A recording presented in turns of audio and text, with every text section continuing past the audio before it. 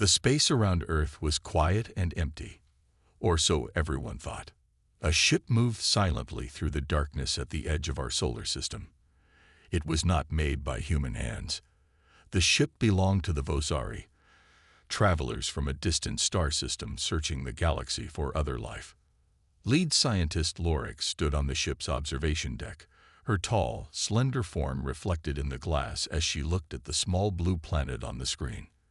Earth was not special in any obvious way. It was just another world with water and land and simple life forms. At least, that's what Lorix and her team had believed until today. "Show me the readings again," Lorix said to her assistant, Kalor. Kalor brought up the data on the main screen. "We keep checking, but the energy patterns remain unexplained. They don't match any known species in our database." Lorix studied the colorful waves on the display. Something about this planet was different. The energy signatures coming from Earth were unlike anything they had seen on their journey across thousands of worlds. "We need a closer look," she decided. "Prepare a stealth probe. Make sure it cannot be detected by their primitive scanning systems." The Vosari had strict rules about contacting less advanced species.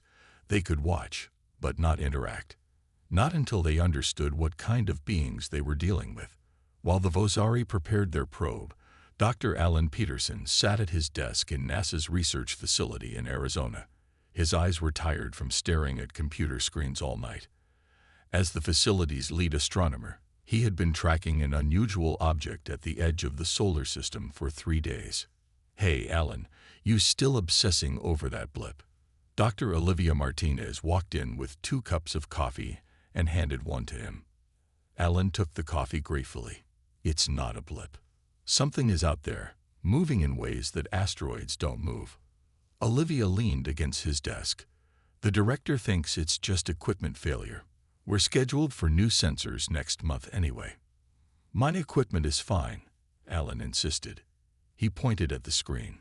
"Look at this pattern. It stopped, changed direction, then stopped again. That's not natural." Olivia sighed. "You need sleep.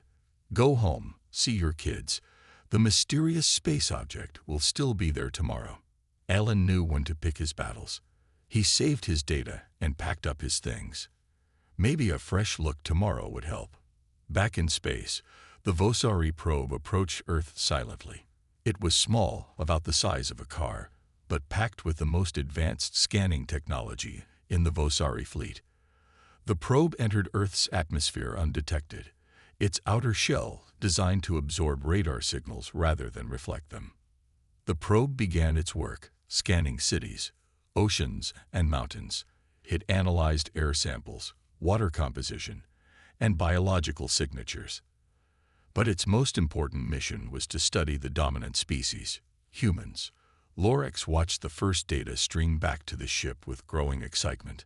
"Look at their cities," she said to the science team gathered around her. "Such variety in design. Their buildings serve functions beyond mere shelter." "Their communication methods are inefficient," noted Kalor. "They use thousands of different languages."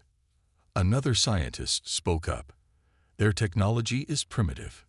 Combustion engines, early digital systems, limited space travel capabilities." Lorix wasn't listening anymore. Something in the data had caught her attention. She zoomed in on a human city, then a single building. It was filled with strange objects. "What is this place?" she asked. Kalor checked the analysis. "They call it a museum. Humans gather objects there but don't use them. They just look at them." Lorix moved to another location. "And this? A concert hall. Humans gather to create and listen to organized sound patterns." The more the probe revealed, the more confused Lorix became. Humans spent enormous energy on activities with no survival value. They created things that didn't exist in nature. They told stories about things that never happened. "This changes everything," Lorix whispered. "Contact the High Council immediately. What we found on Earth is impossible according to all our science." "What have we found?" Kalor asked. Lorix looked at the images of human art, music, and stories filling the screens around her. Something unique in the galaxy, she said. Something we never evolved to have ourselves. The Vosari High Council chamber was rarely used for emergency meetings. Today was different. 7 tall figures sat around a circular table, their skin shimmering with a faint blue glow as they reviewed the data from Earth. "Is this information verified?" asked Elder Zoran, the oldest member of the council. Lorix stood in the center of the room, trying to hide her excitement. "Yes, Elder. Our probe collected extensive data. There is no mistake." On the large screen behind her, images from Earth appeared one after another. Paintings in museums, children playing make-believe games, movies showing impossible creatures, books filled with stories about things that never happened. "Humans have imagination," Lorix explained. "They create things that do not exist in nature. They tell stories about events that never occurred. They make art with no practical purpose." The council members looked at each other in disbelief. In the 5,000 years of Vosari space exploration, they had never encountered a species like this. "How is this possible?" asked Elder Mila. "All intelligent species we studied evolved through logic and problem-solving. Imagination serves no survival purpose." Lorix pointed to brain scans taken by the probe. "Humans developed neural pathways we don't possess. They can picture things that aren't real. They can combine unrelated ideas to make something new." On Earth, Dr. Kate Foster was working late in her lab at Westlake University. As a neuroscientist studying creativity, she spent her days mapping the brain activity of artists, writers, and musicians. Tonight, she was reviewing the brain scans of a painter. "Look at this activity pattern, Paul," she said to her research assistant. "When she starts creating, these regions light up in sequence." Paul leaned closer to the screen. "That's different from the musician's patterns from yesterday." Kate nodded, her brown eyes bright with enthusiasm. "Exactly. Each creative process uses different brain pathways, but they all share this central node." She pointed to a glowing spot on the scan. "I think this might be the key to understanding human creativity." Kate didn't know it, but her research was remarkably close to what the Vosari have discovered, and the aliens were very interested in learning more. Back on the Vosari ship, the High Council reached a decision. "We need to study humans up close," said Elder Zoran. "This ability they possess could change our understanding of intelligence itself. It could also be dangerous," warned Elder Mila. "A species that can imagine things that don't exist might be unpredictable." Lorix saw her opportunity. "I recommend a small research team go to Earth. We can use our holographic technology to appear human. No one will know we're there." After much debate, the council approved the mission. Lorix would lead a team of 5 scientists to Earth. They would study humans up close, focusing on this strange ability called imagination. "Remember," Elder Zoran told Lorix before she left, "observation only. Do not interfere with their development." 2 weeks later, 5 new visiting professors arrived at Westlake University. Their papers seemed perfect. Their backgrounds checked out. No one questioned that they weren't human. Scientist Nexar, disguised as Professor Nathan Reed, was assigned to work with Dr. Kate Foster. His mission was to learn everything he could about her creativity research without revealing his true identity. "Professor Reed, welcome to our department," Kate said, shaking his hand. "I've read your papers on neural mapping. Very impressive work." Nexar tried to mimic a human smile. The holographic disguise made it look real, but the expression felt strange to him. Vosari did not smile. "Thank you, Dr. Foster. I'm very interested in your work on creative processes. It's quite unique." Kate gave him a tour of the lab, showing him the equipment and explaining her research. Nexar was amazed at how openly she shared information. Vosari scientists kept their work secret until it was complete. That evening, Nexar met with the other Vosari in their secure apartment. "Humans freely exchange ideas," he reported. "They build on each other's work. Perhaps this is connected to their creativity." Lorix nodded. Continue your observations. We need to understand how they developed this ability and what it means for the galaxy. None of them realized that their perfect disguises weren't quite perfect enough. William Harris, the night security guard at the science building, had noticed something odd about the new professors. They never ate in the cafeteria. They moved too precisely. And sometimes, when they thought no one was looking, they forgot to blink. William Harris liked routine. For 6 years, he had worked the night shift at Westlake University's science building. He knew everyone's habits. He knew which professors stayed late and which ones came in early. He knew the cleaning staff by name and the sound of every door that needed oil. So when 5 new professors arrived all at once, William noticed, and he noticed other things too. On this night, William walked his usual route through the building. He passed Dr. Foster's lab and saw the light still on. Through the window, he could see her talking with Professor Reed, one of the new arrivals. William moved closer to listen. He wasn't trying to spy, but something about these new professors bothered him. "I don't understand why humans spend so much time on fiction," Professor Reed was saying. "Stories about things that never happened seem pointless." Dr. Foster laughed. "Fiction helps us understand ourselves, Professor. We see our own struggles in made-up characters. Haven't you ever lost yourself in a good book?" Professor Reed was quiet for a moment too long. "No, I prefer facts." William continued his rounds but kept thinking about what he had heard. Who says humans like they're not one themselves, and who hasn't gotten lost in a good book? The next day, all 5 new professors gathered in a meeting room they had requested for private use. What they didn't know was that the room had a small air vent connected to the security office where William sat eating his lunch. "Humans are more complex than our studies suggested," a voice said. William recognized it as Professor Hill from the chemistry department. "Their creativity extends beyond art," another voice added. "They use it for problem solving, for social bonding, even for their mating rituals." William nearly choked on his sandwich. Mating rituals? Who talked like that? "Next, sir, your report on Dr. Foster's work." That was Professor Reed's supervisor, Dr. Lin. "Her research is remarkable," Nexer replied. "She's mapping the exact neural pathways we detected from orbit. If she continues at this pace, humans will soon understand their own unique abilities." William put down his sandwich. From orbit, these people weren't just strange. They weren't people at all. Over the next week, William watched the visitors carefully. He noticed they never ate in public. They moved with strange precision. And sometimes, when they thought no one was watching, they spoke in sounds no human could make. He started taking pictures with his phone. Small things at first. Professor Reed standing too still while waiting for an elevator. Dr. Lin's shadow looking wrong under certain lights. Professor Hill forgetting to move his legs when he walked, seeming to glide for a few steps. Meanwhile, Nexer was becoming fascinated with human creativity. Dr. Foster had shown him music, art, and literature. None of these things existed in Vosari culture.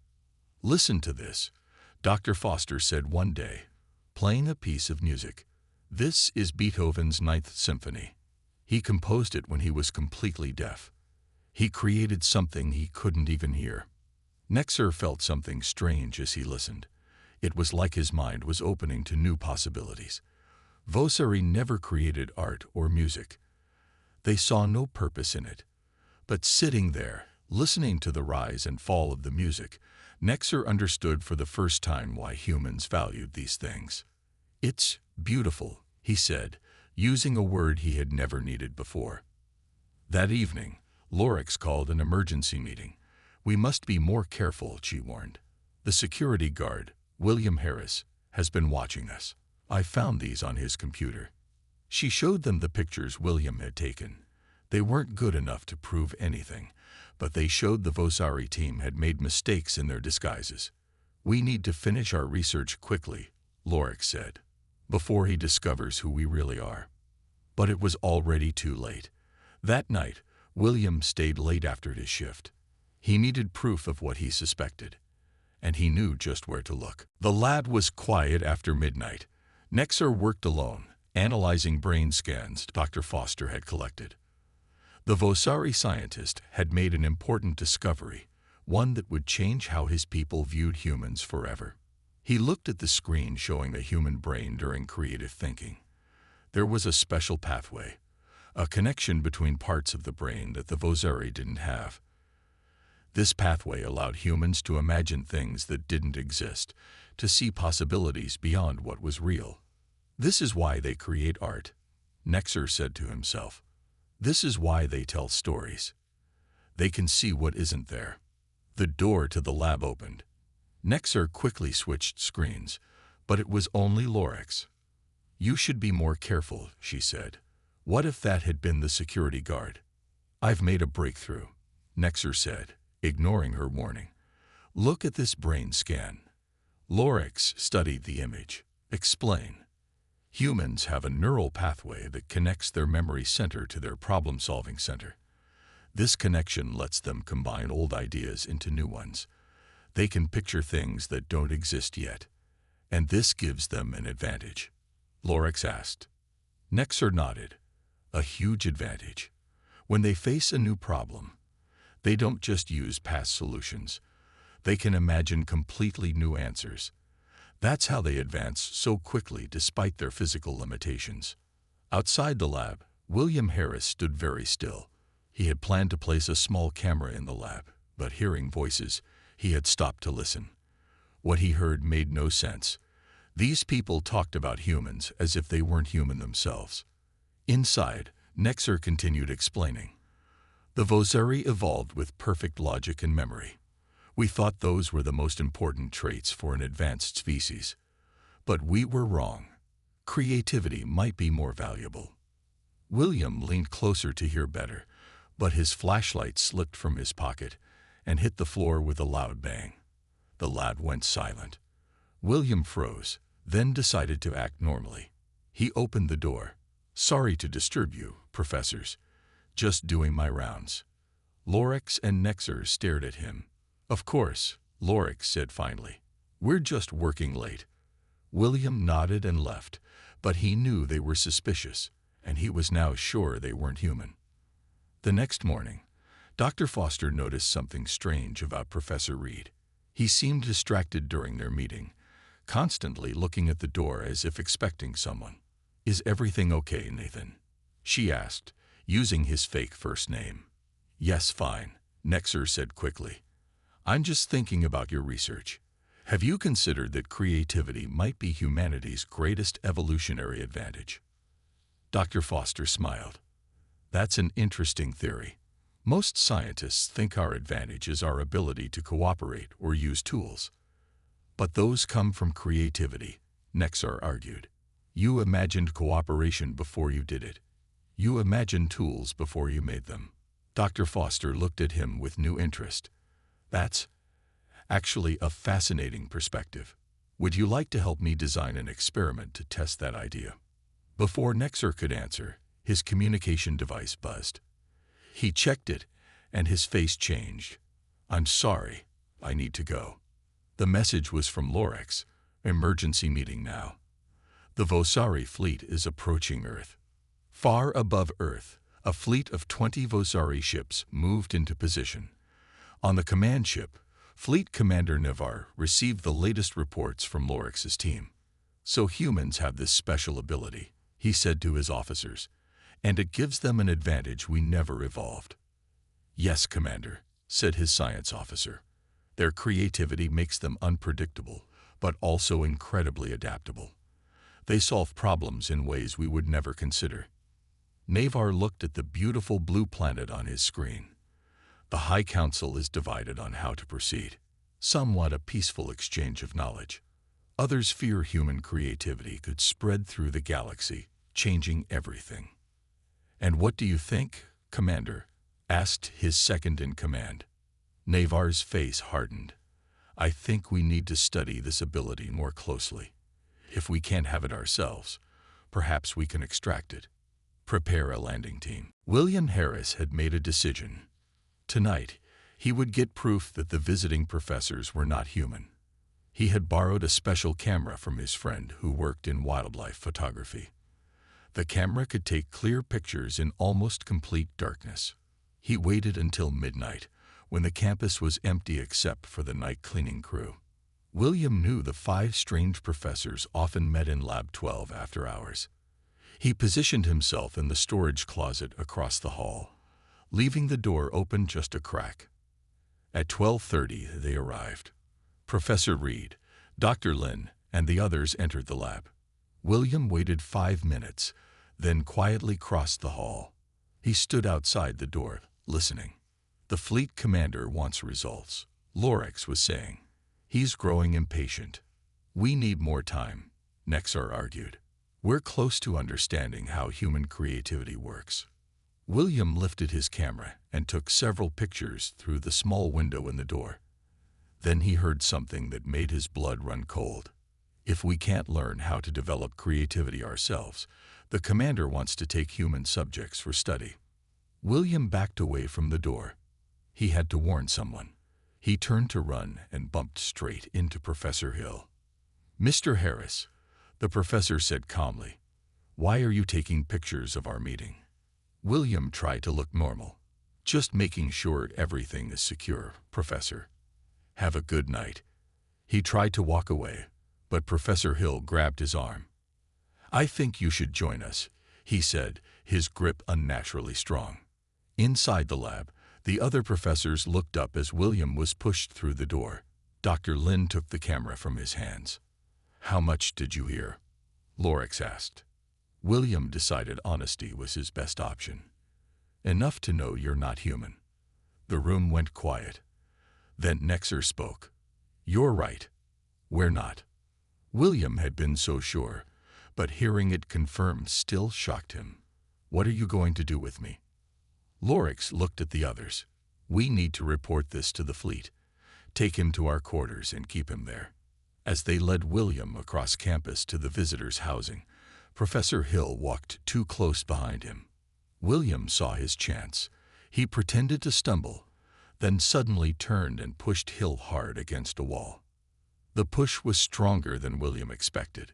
Hill's body hit the wall, and something in his chest made a crackling sound. Suddenly, Hill's human appearance flickered. For a moment, William saw something tall and blue-skinned with large eyes. William ran. Behind him, he heard them shouting in strange clicking sounds. He ran straight to Dr. Foster's office. He knew she sometimes worked late, and she was the only person who might believe him. He burst through her door without knocking. "Dr. Foster, they're aliens. The new professors aren't human." Kate Foster looked up from her desk, surprised. Then William noticed Professor Reed sitting across from her. "Mr. Harris," Nexar said calmly, "I think you should sit down." William backed toward the door. "Dr. Foster, you need to get away from him. They're planning something. They have ships above Earth right now." Kate looked confused. "William, what are you talking about?" Before William could answer, the other 3 Vosari rushed into the room. One was still flickering between human and alien form. Kate gasped and stood up, knocking over her chair. "What's happening? Nathan, what is this?" Nexar looked at her, then at his fellow Vosari, then back at Kate. He seemed to make a decision. He reached up to his neck and pressed something. His human disguise disappeared. Kate stared at the tall, blue-skinned alien standing in her office. For a moment, no one moved. Then Kate did something unexpected. Instead of screaming or running, she took a step forward. "Fascinating," she said, her scientific curiosity overcoming her fear. "You've been studying us, haven't you?" Nexar nodded. "Yes. We've discovered something about humans that changes everything we thought we knew about intelligent life." Dr. Kate Foster sat across from Nexar, studying his alien features. The office door was locked. William Harris stood nervously by the window, watching for anyone who might interrupt this incredible meeting. "So you're called the Vosari," Kate said, trying to process everything Nexar had told her. And you've been exploring the galaxy for 5,000 years. Yes, Nexer replied. His real voice had a musical quality, like wind chimes in a soft breeze. We have visited over 10,000 worlds with life, but none like Earth. Lorax, the leader of the alien team, seemed unhappy with the situation. Nexer, we were not supposed to reveal ourselves. They already know, Nexer said. And Dr. Foster's research is critical to understanding human creativity. We need her help. Kate leaned forward. What exactly makes humans so special to you? We're not the most advanced species you found, are we? No, Nexer admitted. But you are unique. The Vosari evolved with perfect logic and memory. We believe those were the most important traits for intelligence, but your species evolved differently. William joined the conversation. They think creativity is our special ability. They don't have it. Kate looked shocked. You don't create art, or tell stories, or play music. The aliens looked at each other, uncomfortable with the question. Finally, Lorax answered. We build what we need. We solve problems we face, but we don't imagine things that don't exist. We don't create for the joy of creating. Kate tried to understand what life would be like without imagination. So you never ask, what if? You never dream about possibilities. No, Nexer said simply. Until we met humans, we didn't understand what we were missing. Lorax moved closer to Kate. But some Vosari see human creativity as dangerous. They think unpredictable species are a threat. Like your fleet commander? William asked. Lorax nodded. Commander Navar wants to study human brains directly. He believes creativity might be something we can take or copy.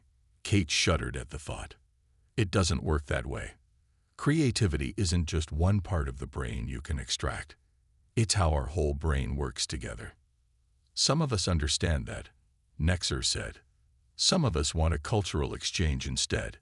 We could teach you advanced science. You could teach us creativity. William looked doubtful. Can creativity even be taught? Isn't it something you're born with? Before anyone could answer, Lorax received an alert on her communication device. Her face showed concern as she read the message. Commander Navar has grown impatient. He's sending landing ships to collect human subjects for study. You have to stop him, Kate said, standing up. This is wrong. We don't have the authority, Lorax replied. Once the High Council made its decision, the fleet commander has final say on how to proceed. Kate thought quickly. Then we need to show him he's wrong. We need to prove creativity can be shared without taking humans as test subjects. How? Nexer asked. I've been teaching creativity skills for years, Kate explained. Through exercises, through exposure to art and music. It's like building a muscle. Anyone can get better at it with practice. Hope showed on Nexer's face. Could you teach a Vosari? I've been teaching you for weeks, Kate said with a smile. You've already started to understand music and art. You used the word beautiful the other day. That's the beginning of creative thinking. Nexer turned to Lorax. She's right. I felt something changing in my mind. I'm seeing possibilities I never saw before. Lorax looked unsure. Even if that's true, how do we convince the commander? He's already sent the landing ships. William, who had been quiet, suddenly spoke up. How long until they land? 3 hours, Lorax said. Then we have 3 hours to prove humans are more valuable as teachers than as test subjects, Kate said firmly. And I have an idea how to do it. She looked at the aliens. But I'll need your help. All of you. The sky over Westlake University turned strange at dawn. Strange lights appeared above the clouds. Students and teachers came out of their buildings to look up in wonder and fear. What are those? Someone asked. No one had answers. But in the science building, 5 people watched the lights with understanding. Kate, William, Nexer, Lorax, and the other Vosari knew exactly what was happening. The Vosari fleet was making itself visible to Earth.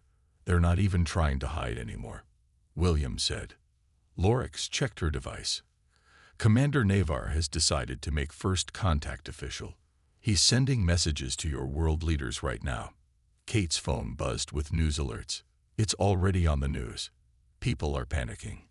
On TV screens across campus, emergency broadcasts showed the strange ships appearing over major cities around the world.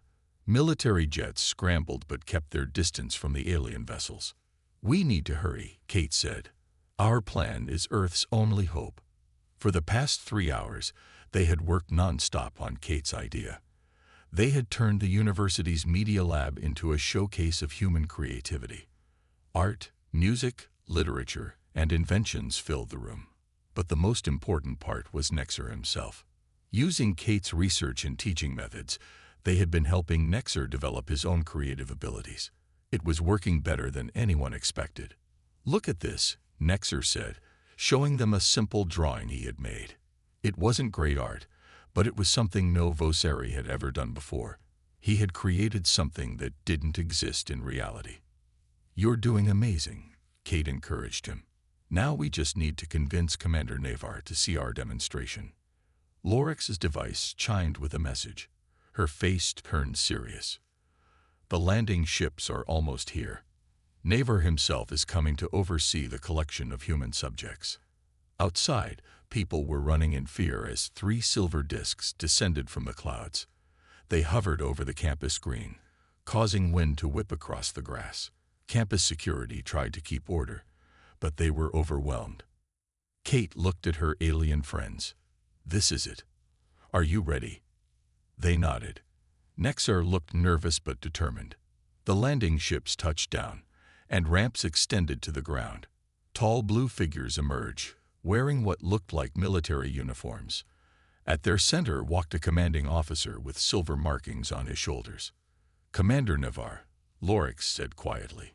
Kate, William, and the Vosari scientists walked out to meet the commander. Students and faculty watched in shock as Kate approached the aliens without fear. Commander Navar, Lorix said formally, we request you consider our research findings before proceeding with your plan. Navar looked displeased. You have revealed yourselves to humans. You have broken our most important rule. Because we've made a discovery that changes everything, Nexer said, stepping forward. Human creativity can be taught. It doesn't need to be taken by force. Navar looked doubtful. Prove it. Kate led them all to the media lab. On the way, more military vehicles arrived, surrounding the campus. Helicopters circled overhead. The world was watching. In the lab, Kate showed Navar the results of their work. Nexer has begun to develop creative thinking. He made this drawing himself, imagined from nothing. Navar studied the drawing with suspicion. This proves nothing. It could be copied. Then watch, Nexer said.